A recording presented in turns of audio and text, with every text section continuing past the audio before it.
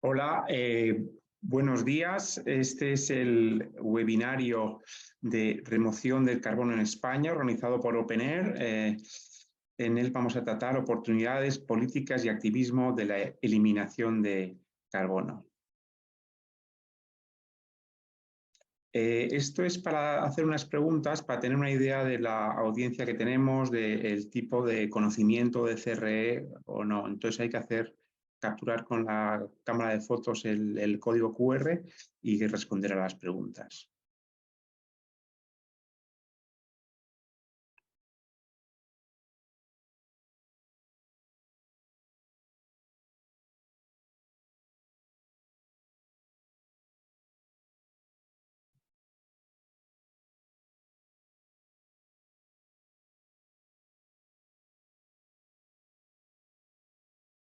Como vemos, tenemos un 25% son expertos, 2 tienen conceptos básicos y un 1% no sabe prácticamente nada de la remoción de dióxido de carbono.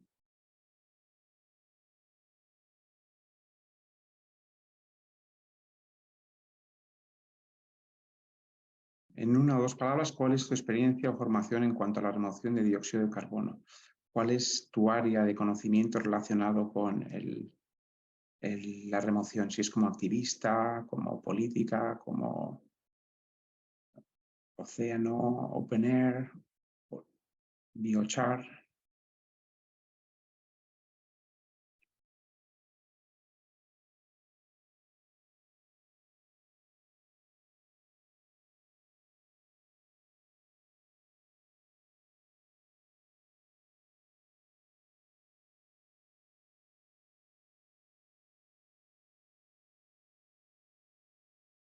Agricultura regenerativa, open air, política, biochar, política, policy, activism.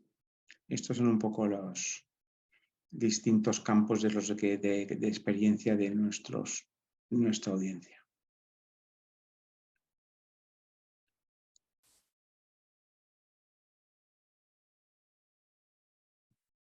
¿Cómo emplearemos nuestro tiempo hoy? ¿Qué es y qué no es CDR o remoción de carbono? ¿Por qué el CDR es necesario? La ciencia. Una década crítica. Potencial en España, PERTE de descarbonización como foco. Y por último, un panel de expertos que discutirán sus experiencias al respecto. Vamos a presentar el seminario Nacho Vázquez, que es una activista español, y Antonio Vallejo Nájera, que soy yo, que también soy activista de Open Air español. Nuestro panel de expertos estará formado por Sebastián Schradi, cofundador de Carbón Emergente, y por Javier Santoyo, director de Nula Carbón. OpenAir es una red de personas que colaboran voluntariamente en proyectos compartidos, misiones que impulsan la eliminación del dióxido de carbono en el mundo real, sin personal a tiempo completo, ni sin inversiones, ni consejos de administración, sin productos, sin clientes, sin oficina. La actividad de OpenAir es la elaboración de políticas, el lobbying ciudadano y la educación.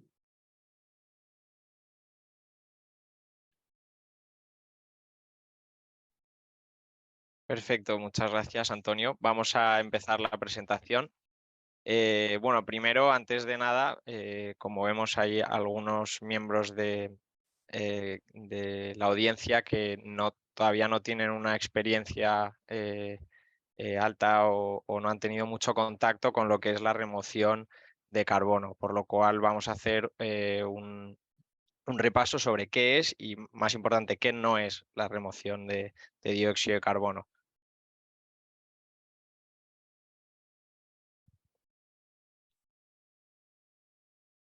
La remoción de dióxido de carbono se refiere a las actividades que eliminan el CO2 de la atmósfera y lo almacenan de forma duradera en depósitos geológicos terrestres u oceánicos o en productos, como puede ser el hormigón.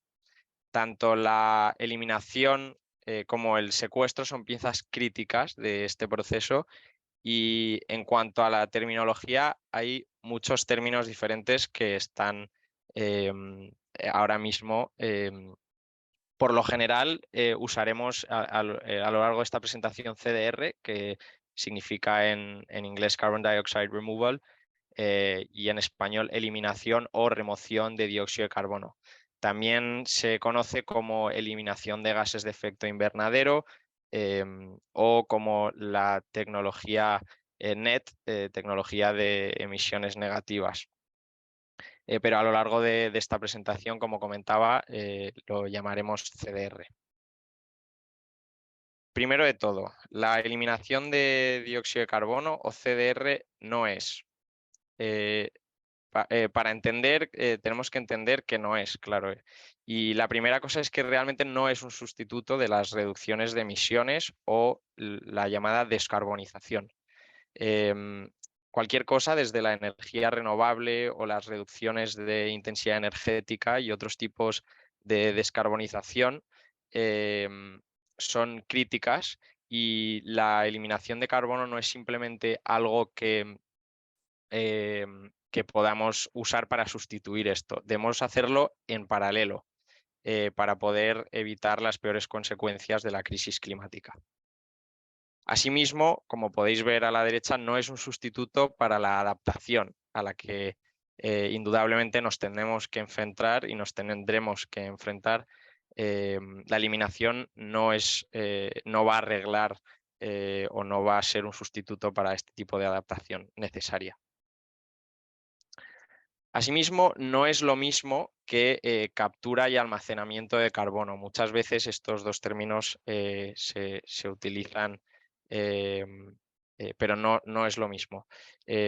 ¿Por qué? Porque la captura y almacenamiento de carbono, llamado CCS en inglés, Carbon Capture and Storage,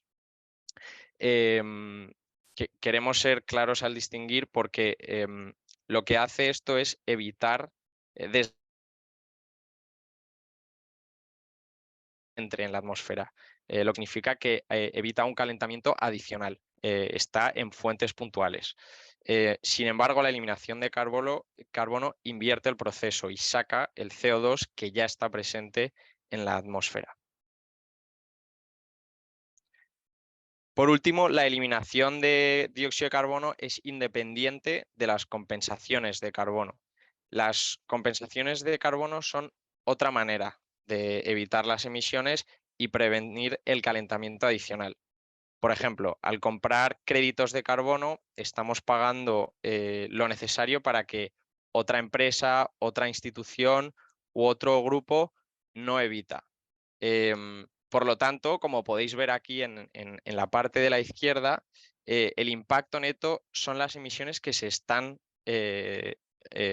generando en total. En cambio, en la eliminación de carbono, los créditos sirven para eliminar emisiones ya existentes, teniendo un impacto neto de 0. Ahora que hemos repasado qué no es CDR, pasaremos a qué es el CDR. Hay todo un espectro de enfoques que comparten el denominador común de la eliminación y el secuestro, y me encantará luego escuchar al panel en un momento sobre las diferentes formas en que se están llevando a cabo diferentes opciones de eliminación. Pero el espectro, como podéis ver aquí, es muy amplio. Hay sumideros naturales, como los árboles, los suelos, los cuales secuestran carbono de forma natural y que podríamos cultivar más o aumentar su capacidad de almacenar dióxido de carbono. Luego está el bioalmacenamiento durable, conocido como biomasa, que incluye diferentes tipos de enfoques, como biochar, del cual nos comentará Sebastián bastante, que almacenan dióxido de carbono en la biomasa. Además, la mineralización, que es el proceso por el que el dióxido de carbono se convierte en un mineral sólido, como un carbonato, es una reacción química que se produce cuando determinadas rocas se exponen al dióxido de carbono. Y la mayor ventaja de la mineralización es que se almacena de forma permanente. Recientemente, la posibilidad de extraer dióxido de carbono del agua, de los océanos, ha surgido como otra posibilidad muy prometedora. Los métodos existentes, los métodos existentes para eliminar el dióxido de carbono del agua del mar aplican un voltaje a través de una pila de membranas para acidificar una corriente de alimentación y, em, y crear mediante la división del agua esta separación. De este modo, los bicarbonatos del agua se convierten en moléculas de CO2 que pueden después eliminarse al vacío. Y finalmente, la última forma común de eliminación de dióxido de carbono es la captura directa de aire, el carbon, lo que ahora mismo está conocido como Direct Air Capture, captura directa de aire, o DAC. Es una tecnología que utiliza reacciones químicas para extraer el dióxido de carbono del aire. Cuando el aire pasa por encima de estas sustancias químicas, reaccionan selectivamente con el CO2 y lo atrapan, dejando pasar los demás componentes del aire y quedándose solamente con el CO2. Bueno, este es un poco el espectro, podríamos ir en más detalle, pero lo que queríamos era un poco repasar los conceptos básicos. Y queremos daros un poco de información sobre por qué necesitamos la remoción de dióxido de carbono, por qué es necesario según la ciencia. Bueno, muchos sabréis o habréis visto este tipo de gráfica y se tratará de conceptos básicos sobre el cambio climático, pero el calentamiento está aumentando y con él vienen mayores consecuencias, en parte porque el CO2 es un contaminante de larga duración. A la izquierda vemos cómo a medida que aumentan las concentraciones, también lo hacen las temperaturas. A la derecha podemos ver cómo los impactos climáticos se están viendo y sintiendo hoy en día y desafortunadamente están empeorando. Y este es un concepto realmente crítico cuando pensamos en las eliminaciones, porque cada fracción de grado importa. La realidad es que con las herramientas que hemos estado utilizando durante las 2 últimas décadas no es suficiente, no vamos por un buen camino, estamos lejos de ir por el camino necesario para llegar a un mundo compatible con 1,5 grados para el final de este siglo. Las emisiones globales no han alcanzado su punto máximo y por mucho que tratemos de descarbonizar lo más rápido posible, debemos utilizar todas las herramientas posibles. Es por eso que cada modelo climático tiene una cierta cantidad de dióxido de carbono incluida. La remoción de carbono es imprescindible. En este gráfico, que es del último informe del Panel Intergubernamental sobre el Cambio Climático, el IPCC, podemos ver que se predice la cantidad de eliminación de dióxido de carbono que realmente necesitamos y cómo va a interactuar con nuestras otras palancas de reducción. En gris y naranja, en la parte de arriba, se puede ver que las reducciones de emisiones tienen que disminuir en gran manera para mediados de siglo y más allá.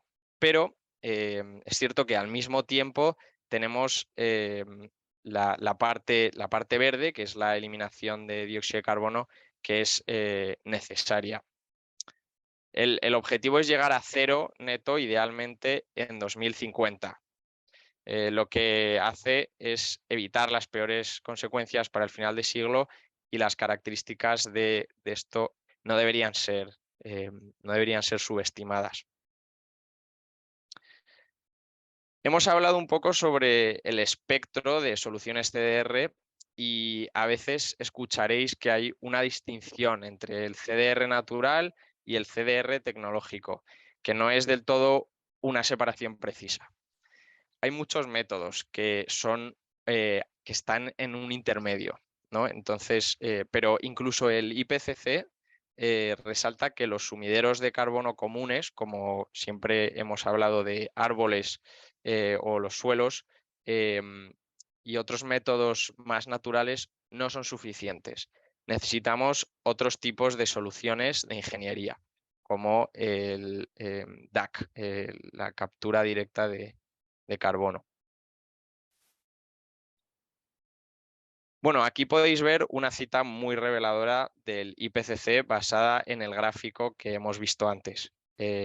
Hace eco de la necesidad de la eliminación del dióxido de carbono para limitar el calentamiento a 1,5 grados. Lo que es más importante, dice que todas las vías que lo hacen, con un rebasamiento limitado de estos 1,5 grados o sin rebasamiento, proyectan el uso de CDR del orden de entre 100 a 1000 gigatoneladas durante el siglo XXI. Supongo que debería hacer una pausa y explicar que una gigatonelada es 1000 millones de toneladas. Emitimos entre 30 y 40 gigatoneladas cada año, así que a mediados de siglo estamos buscando reducir al menos 100 gigatoneladas, como dice esta cita, además de los esfuerzos que ya estamos haciendo y que se deben de continuar de descarbonización rápidos y críticos. Aquí pasamos a otra cita que demuestra que el IPCC no ha cambiado su tono en los últimos años. Esto fue en el último AR6, que es un reporte, un informe de síntesis sobre el cambio climático en 2023. Que denota de forma similar lo esencial que es el CDR.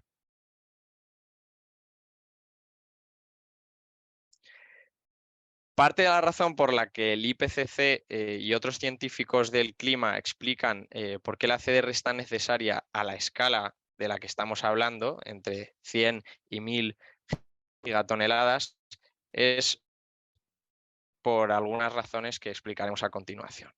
La reducción de emisiones continuará ocurriendo y necesitamos aumentar este impulso. Sin embargo, al mismo tiempo hay un número de industrias que conocemos de las que será realmente difícil eliminar totalmente las emisiones. Aquí podemos ver 3 ejemplos muy claros. El primero, la aviación, luego algunas partes de los procesos de la industria pesada y la agricultura, a la escala sobre todo que necesitaremos a mediados de siglo.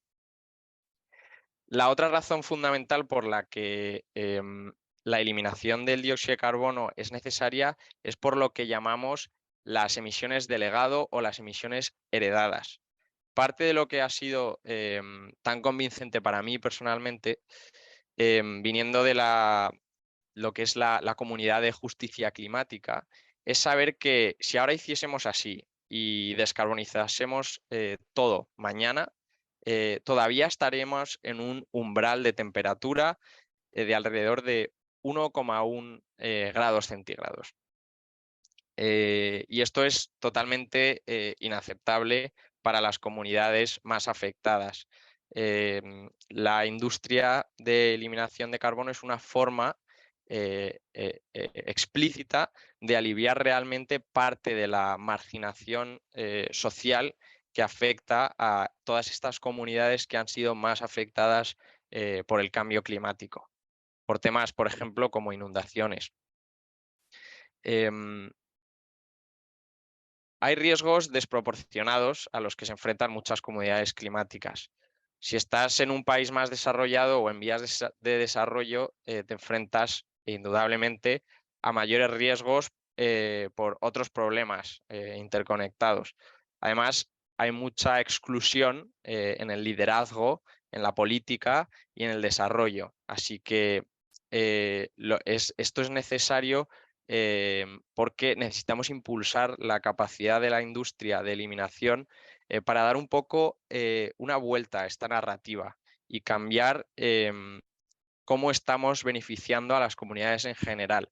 lo que se ha empezado a llamar como la descolonización de la atmósfera, ¿no? No sé si habréis escuchado este tema de la colonización de la atmósfera, pero la remoción de carbono es una manera de limpiar este desorden que hemos generado. Esta cita, muy interesante, del ministro indio de Energía, da realmente una visión global sobre la necesidad de la eliminación de carbono.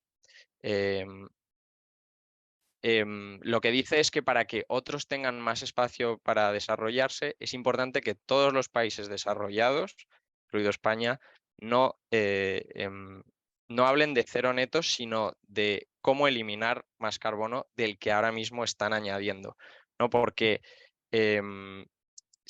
existe un imperativo moral para países desarrollados de hacer esto. Tras haber generado tantas emisiones, no podemos simplemente decirle a países como India que no pueden emitir porque estamos en umbrales peligrosos. Lo que debemos hacer es apoyar globalmente este camino. Y para ello, la próxima década es crítica.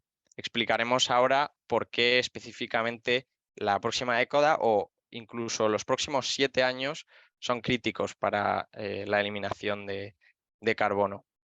Volviendo a este gráfico que hemos comentado antes, estamos tratando de cerrar esa brecha por cualquier medio necesario y necesitamos reducir a la mitad las emisiones de gases de efecto invernadero para el año 2030 y, como comentábamos, llegar a cero neto para 2050.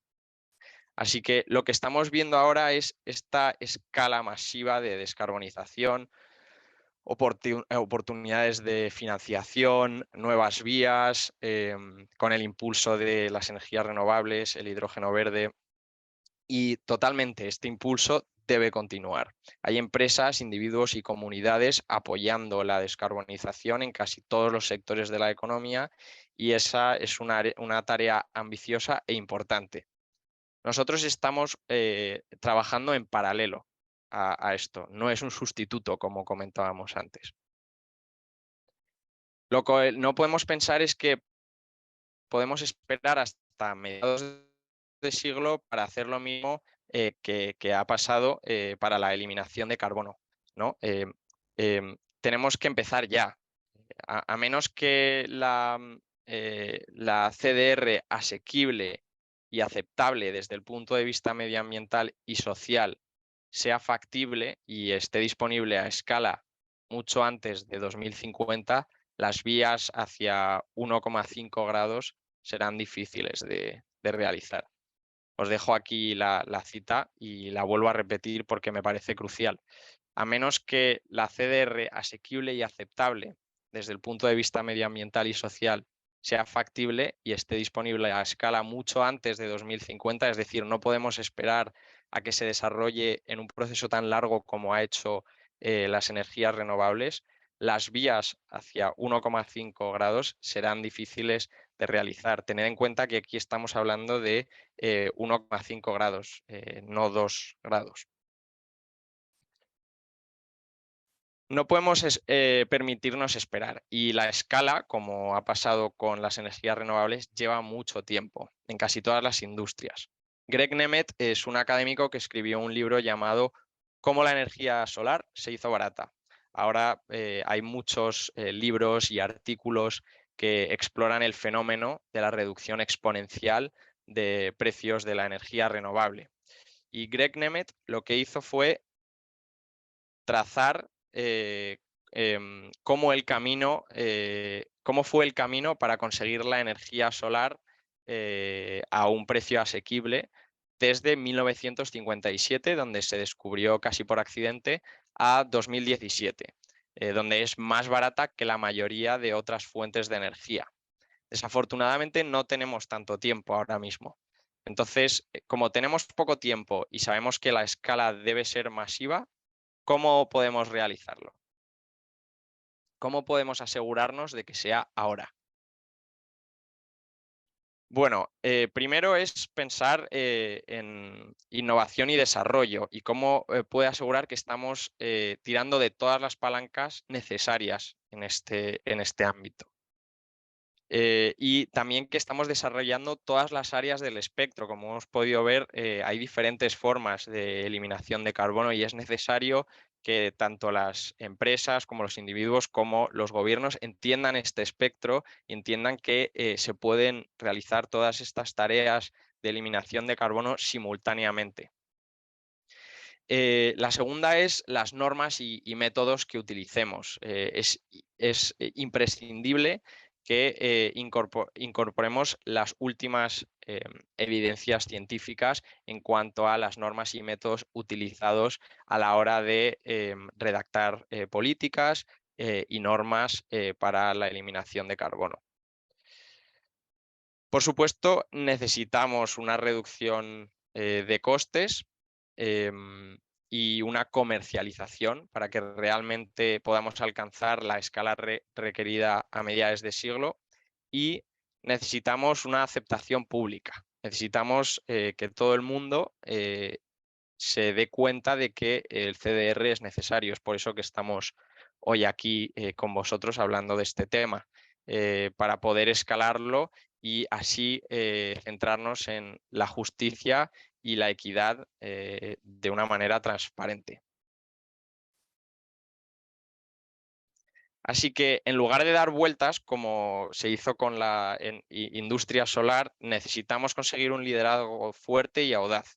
Y esa es la cuestión que nos ocupa, por la que estamos hoy aquí. Hemos estado pensando mucho sobre las palancas de liderazgo para la industria de la eliminación y estas son las tres principales. Necesitamos, primero, recursos físicos y naturales. Segundo, recursos económicos, sociales e institucionales. Y tercero, apoyo político.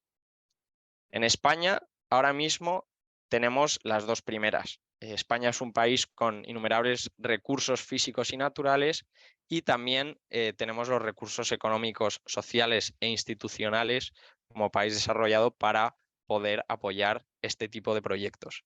Sin embargo, queda una de las palancas más importantes, que es el apoyo político, sobre el que hablaremos en el panel. Y ahora, para dar más adelante comienzo a un debate, vamos a explicar cuál es el potencial en España. Y con ello quería comentaros el PERTE de descarbonización. El Consejo de Ministros, en diciembre de 2022, hace unos meses, apoyó el proyecto estratégico para la recuperación y transformación económica, el PERTE, de descarbonización industrial. Lo que hace con ello es cumplir con un compromiso, ¿no?, de apoyar a la industria en su transición hacia modelos y procesos más respetuosos con el medio ambiente y así poder contribuir al objetivo de neutralidad climática en 2050. El proyecto prevé una inversión pública de 3.100 millones de euros que van a permitir movilizar hasta 11.800 millones de euros de inversión total. Las inversiones en descarbonización y modernización de la industria manufacturera impulsadas a través de este PERTE permitirán incrementar la competitividad del sector en alrededor de un 10% y supondrá la creación de unos 8.000 empleados. Además, según las estimaciones del Ministerio de Industria, Comercio y Turismo, se prevé una reducción de las emisiones que podría alcanzar los 13 millones de toneladas de CO2 al año. ¿Cuál es el problema? Que no hay una mención específica en este plan, en el PERTE, de la eliminación de dióxido de carbono. Por mucho que la ciencia demuestre que es necesaria para llegar a esta neutralidad, no se menciona explícitamente. Y es por eso que creemos que este es uno de los principales focos en los que debíamos poner nuestros esfuerzos. Comentando esto, quería abrir el panel de expertos en el cual tenemos a Sebastián y a Javier para que nos cuenten su experiencia y podamos indagar un poco más en el CDR en España. Primero de todo, Sebastián, Javier, gracias por estar aquí. Hola, buenos Os días, gracias a ti. Buenas, gracias a vosotros. Os quería preguntar para que, bueno, primero os podáis introducir y a la audiencia, ¿por qué CDR? ¿No? ¿Cuál ha sido vuestra experiencia personal y cuál ha sido vuestro desarrollo profesional hacia el CDR en el que os estáis enfocando ahora mismo? Si queréis, comenzamos por Javier. Vale, si no te importa, Sebas, empiezo yo. Genial. Yo vengo del campo de, bueno, yo casi 20 años trabajando en sostenibilidad y ESG, tanto a nivel corporativo dentro de las empresas como de consejero externo o de consultor en estrategias de sostenibilidad y ESG. Y bueno, siempre me he enfocado a tanto la parte financiera como social como medioambiental. Pero desde el 2015 fue como una especie de toque de atención con, bueno, pues, con el Acuerdo de París. Fue un momento de optimismo, pero al mismo tiempo de preocupación del poco tiempo que teníamos y del daño que había hecho. Pues todo, como han ido señalando todos los informes del IPCC, como nos ha estado contando Nacho. Y bueno, como hemos visto en el último, en el sexto, en el que acabamos de ver, que el daño que hemos hecho desde el comienzo de la revolución industrial a diferentes niveles y ciertamente a nivel climático puede ser irreversible a no ser que tomemos ciertas actitudes o ciertos procesos que están enfocados a eso, en revertir ese daño, en poner el dióxido de carbono o de los gases de efecto invernadero, ponerlos de vuelta en el almacenamiento geológico donde estaban hace 200 años, cuando los países industrializados comenzaron su revolución. Entonces, pues, desde 2015 he seguido trabajando en esos aspectos, tanto en la parte financiera, conseguir financiación para proyectos de CDR, de remoción de carbono, tanto soluciones naturales climáticas como inicio de tecnologías.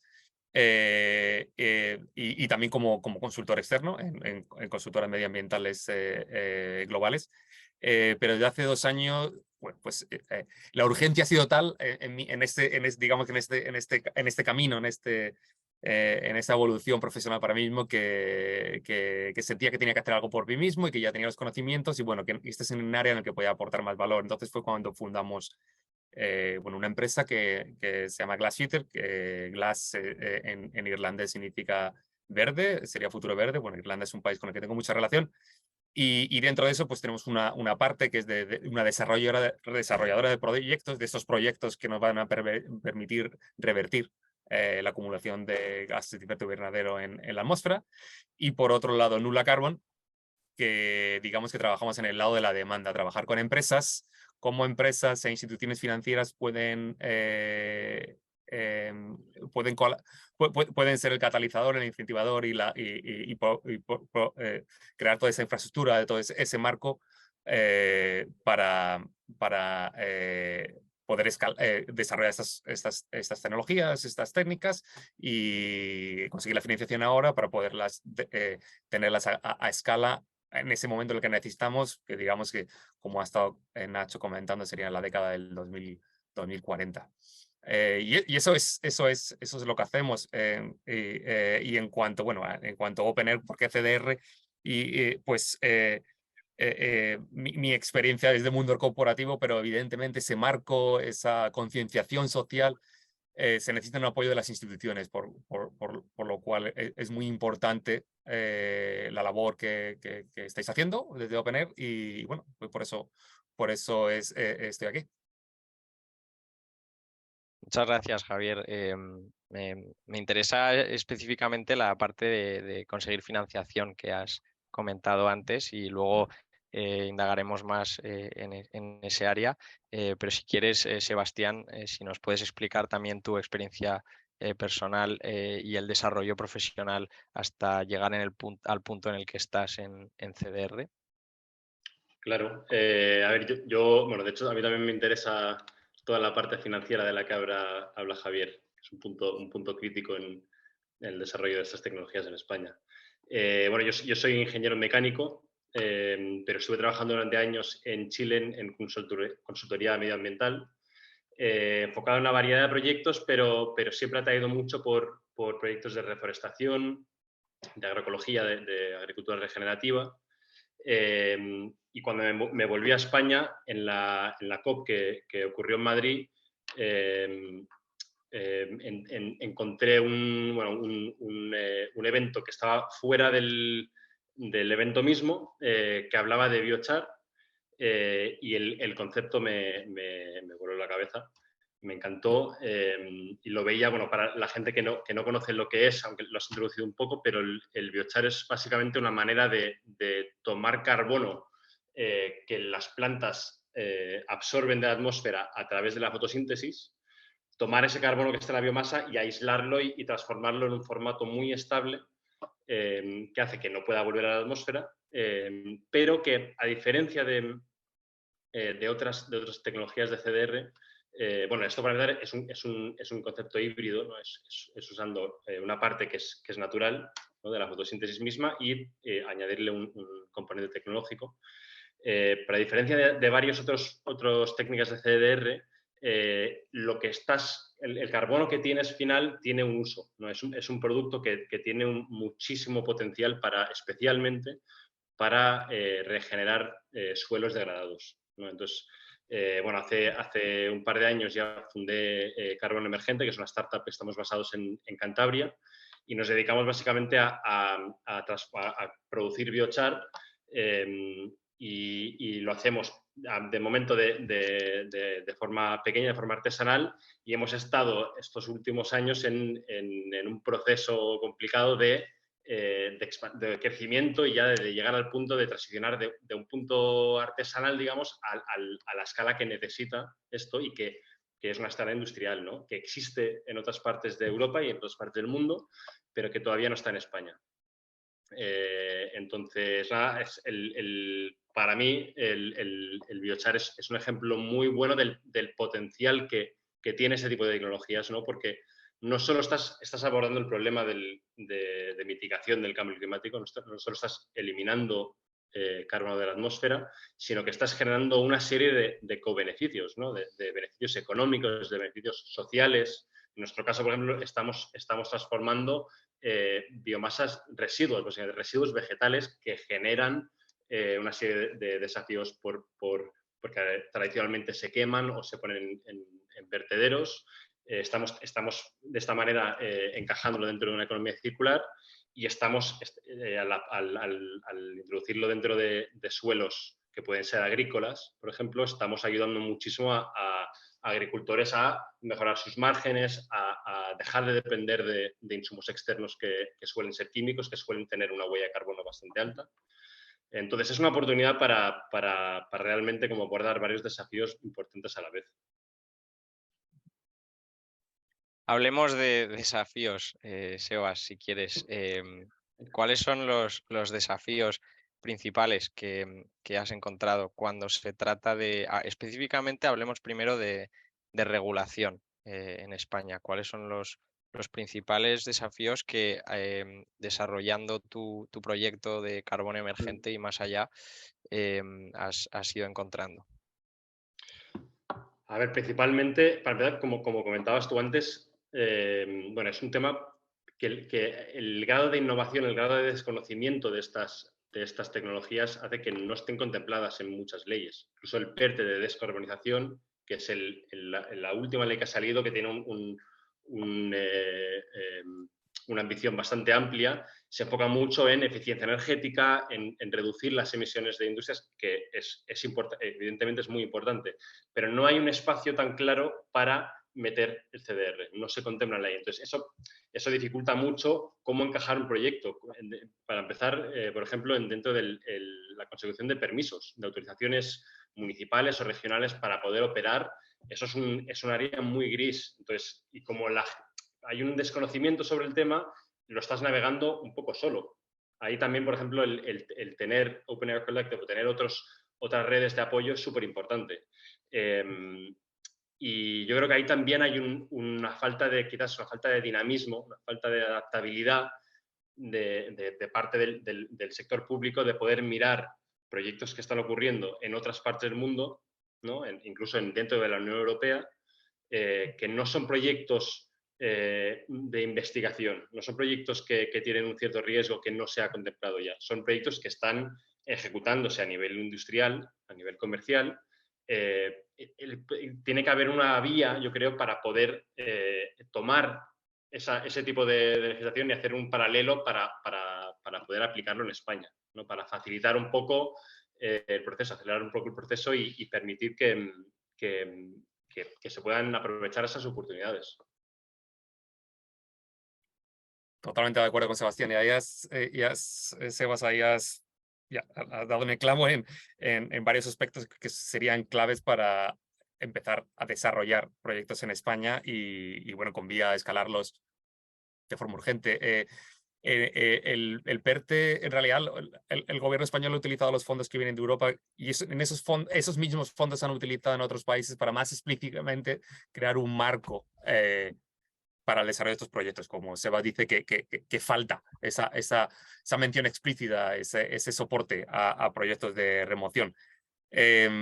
Porque desde mi experiencia en financiación de proyectos climáticos, hay fondos, dinero hay ahí, pero también, como Sebas ha indicado lo ha definido perfectamente, por la naturaleza de estos proyectos se necesita hacer una investigación y un desarrollo. Hay un riesgo alto, los cuales el capital privado, digamos, no es el adecuado. Necesita haber una piedra fundacional que solo lo pueden poner las autoridades a nivel local o a nivel europeo. Y eso es lo que falta en España, ese apoyo, porque y bueno, luego es todo, un apoyo político debe ser un reflejo de que haya una concienciación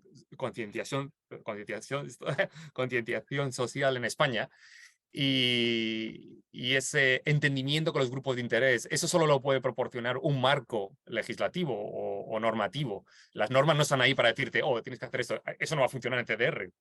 Como Nacho ha descrito, se necesita una aceptación social. Esa aceptación social tiene que ser un proceso colaborativo. No puedes esperar tener ya todo hecho y luego imponérselo a la gente o a las comunidades en las que se va a desarrollar el proyecto. Lo tienes que hacer desde el principio. Entonces, las autoridades también, antes incluso de crear ese marco legislativo, son los que tienen las facultades y la posibilidad como las autoridades representativas, de crear esos marcos, esos escenarios en los que nos ponemos de acuerdo para juntar fuerzas. Entonces,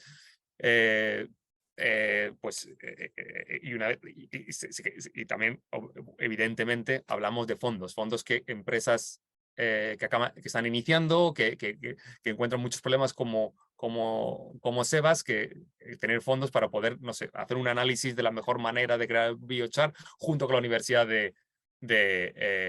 junto con una universidad o que puedan crear un laboratorio o crear una máquina que haga biochar. Eso es algo que es difícil obtener capital privado hasta que no hay, digamos, un beneficio comercialización. Y ahí es ya muy fácil, ahí ya no necesitamos la legislación, pero no hemos llegado ahí todavía. Entonces, ese es el mayor impedimento, el que veo. Totalmente de acuerdo. Justo os quería comentar sobre ese ámbito, pero antes de nada aprovecho para decir que si alguien tiene alguna pregunta, he visto que anteriormente algún miembro de la audiencia había levantado la mano, podéis hablar directamente o podéis, si lo preferís, poner las preguntas que tengáis en la parte de Q&A de Zoom y os responderemos directamente. Pero volviendo a ello, Javier, hablabas de estos impedimentos, pero ¿qué cambios políticos específicamente crees que tiene que haber para ayudar a empresas o a proyectos como los vuestros para crecer lo más rápidamente posible? Si quieres empiezo yo, Sebas. Desde mi experiencia, lo que he visto en otros países europeos que quizás están un poquito, y sin nombrar ninguno, que están un poquito más avanzados en ello, el que hay un programa, incluyendo digamos, con la legislación detrás de ello, como el PERTE. No solo se trata de movilizar una serie de fondos para el desarrollo de escalabilidad, sino el que haya solo una mención explícita en el papel fundamental de remoción de carbono para cumplir con la propia ley española, con el propio objetivo de cero neto de España, que están tiene que haber una mención explícita. Hay una contradicción en España entre lo que tenemos por ley, la ley de cambio climático, de transición ecológica y el objetivo de cero neto, también a nivel europeo, y luego lo que se traduce en cuanto a la implementación de ese plan. Entonces, lo que necesitamos es un marco, una mención explícita y un marco legal para estas acciones que nos van a permitir alcanzar esos objetivos. Empezando, por ejemplo, algo tan importante como el PERTE, que dar una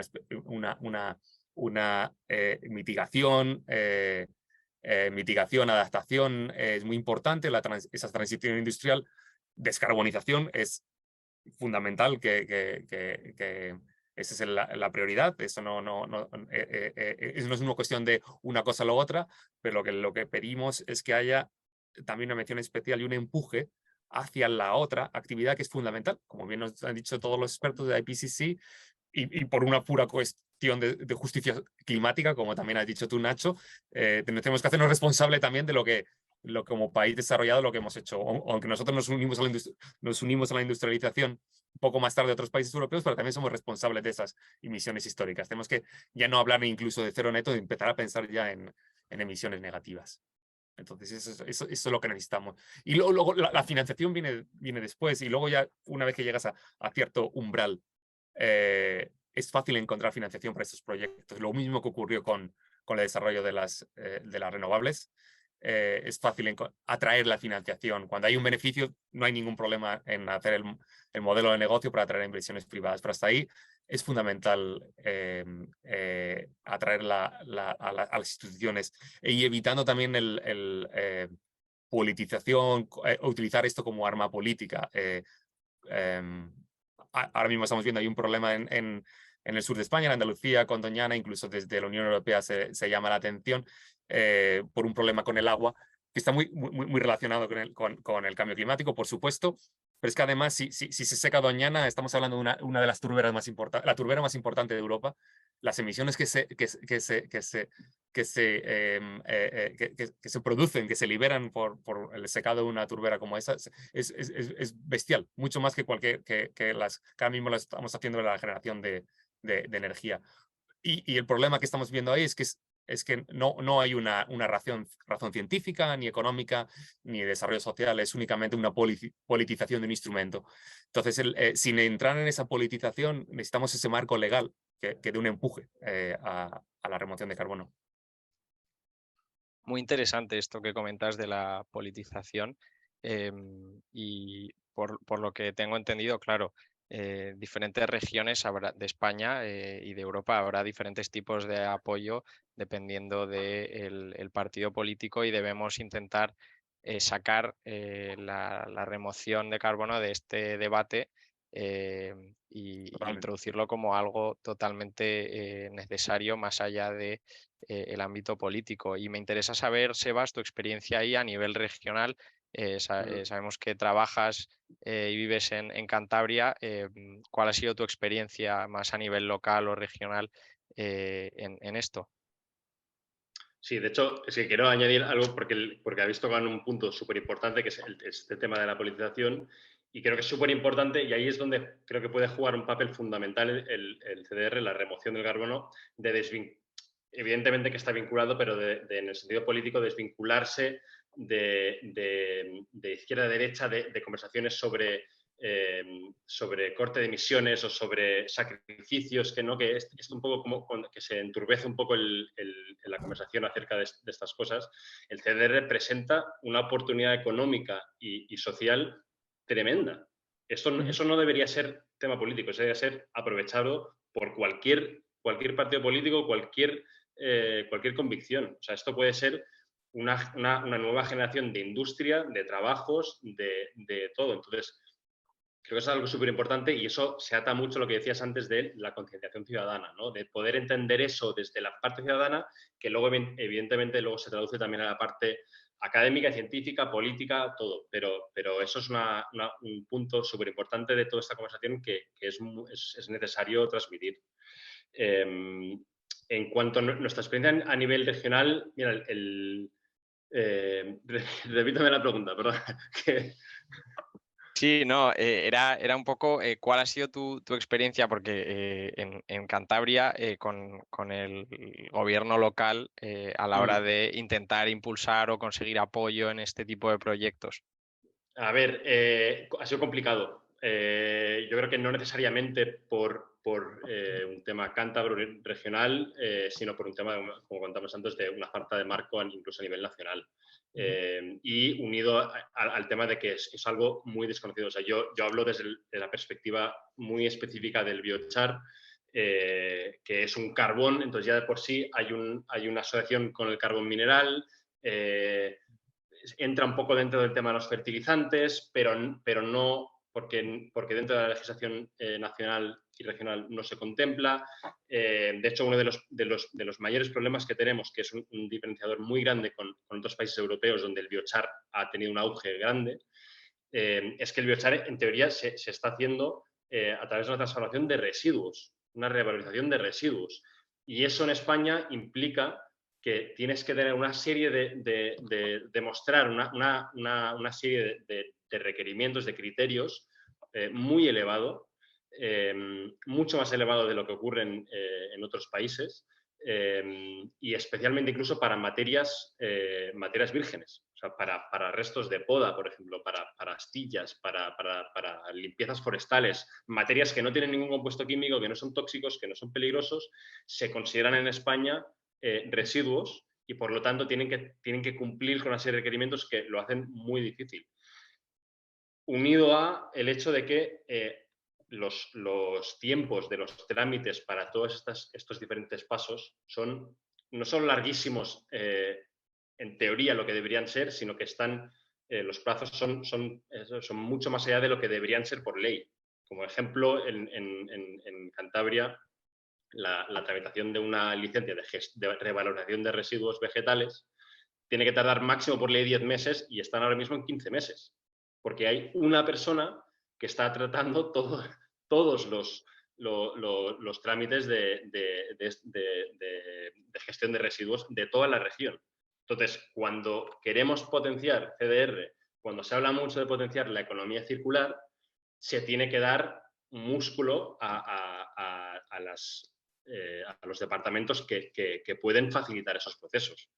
Porque da igual que tengas la inversión o que eso es otro desafío, ¿no? Muy, muy grande, especialmente para una pyme. Pero aunque tengas la inversión, si es que no tienes el marco legal y el marco regulatorio, evidentemente es imposible avanzar. Entonces, sí, es complicado, pero poco a poco vamos avanzando y nos hemos topado con algunas personas dentro del sector público y dentro del sector privado que van apoyando y que picando piedra, como se dice. Me alegro que pese a semejantes trámites burocráticos y falta de financiación hayáis podido encontrar a gente que quiera apoyar el proyecto. Y hablando de esto, ¿no? de burocracia, de falta de financiación, de falta de un marco legal, os quería hacer una pregunta un poco más general para acabar ya la conversación y el panel, que es si vosotros creéis que es posible eliminar todo el dióxido de carbono existente posterior a la revolución industrial.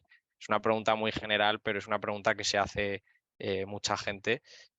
Si queréis, comenzamos por Javier. Sí, mejor porque yo tengo que coger el cargador del ordenador. Sí, de hecho es un terreno muy excitante. Es lo que me hace optimista. Sin contar con nuevas técnicas o tecnologías o procesos que puedan aparecer en los próximos años, con lo que ya sabemos o lo que estamos empezando a vislumbrar, desde luego lo que falta es recursos y concienciación. Pero desde luego. No te quiero decir que Si fuera sencillo, lo haríamos mañana. Pero no va a ser sencillo, pero lo importante es que existen y que, como dice Sebas, además van a tener un impacto negativo en cuanto a emisiones, pero un impacto positivo en cuanto a desarrollo de las comunidades en las que se pueden aplicar estos proyectos. Tienen una serie de co-beneficios, tanto si son soluciones climáticas más naturales o más tecnológicas o intermedias como biochar, tienen una serie de beneficios que lo hacen incluso más excitantes. Así que sí, en ese sentido es lo que es positivo. Bueno, yo me he perdido la respuesta de Javier, pero por mi lado yo creo que sí que se puede. A ver que no vaya a decir algo totalmente opuesto a lo que dice Javier. No, estáis por la misma línea. Yo creo que sí que se puede, pero yo creo que es importante entender que no hay una solución única. No hay ninguna solución que va a lograr que todo el carbono se elimine. Es un tema de un cambio de perspectiva, ¿no? Es una visión sistémica del problema y una necesidad de aplicar una visión sistémica a la solución. Yo creo que es eso, es unir las diferentes las soluciones naturales, unir las soluciones tecnológicas, las híbridas y que vaya de la mano con, como decíamos antes, una conciencia ciudadana, un cambio en la manera que hacemos todo, ¿no? Cómo producimos energía, cómo producimos materiales, cómo los aplicamos, cómo gestionamos los residuos. Tiene que ser un cambio a nivel sistémico. Sin eso, complicado. Bueno, pues con esta visión positiva nos gustaría cerrar el webinar de hoy. Antes de nada, quería comentaros que si tenéis cualquier duda acerca del contenido o si queréis más información, pero más específicamente si os interesa formar parte de Open Air Collective y formar parte de nuestro grupo de acción de CDR en España, siempre podéis contactarnos directamente por LinkedIn, por ejemplo. Aquí tenéis nuestros nombres y podéis contactarnos directamente y os diremos los pasos a seguir.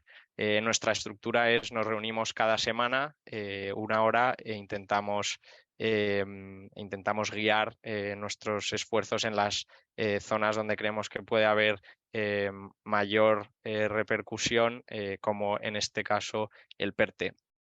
Muchísimas gracias a todos los que habéis venido. Ha sido nuestro primer webinario en España y esperemos que haya más por venir. Y cualquier duda, no dudéis en contactarnos. Que paséis muy buen día y buen fin de semana.